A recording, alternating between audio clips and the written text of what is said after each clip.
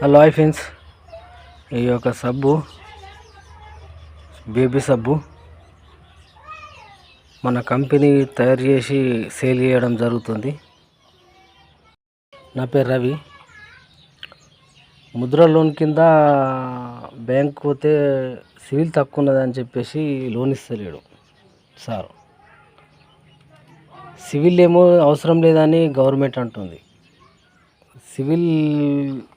Civil మేము company పెట్టి కనీసం ఒక 8 మందికి ఉపాధి కలిగిస్తాం.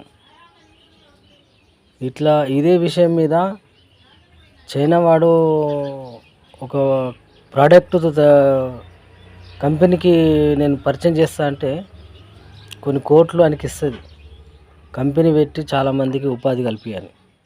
అదే మన ఇండియాలో కంపెనీ పెడతా అంటే షూరిటీ కావాలా, ఏమేమో డాక్యుమెంట్ కావాలా, ఏమేమో అడుగుతారు. డెవలప్ కావాలంటే గిన్నె అవుతుంది, డెవలప్ కాదు, ఏం కాదు. మన తెలంగాణ, మన ఇండియా ఏం డెవలప్ కాదు.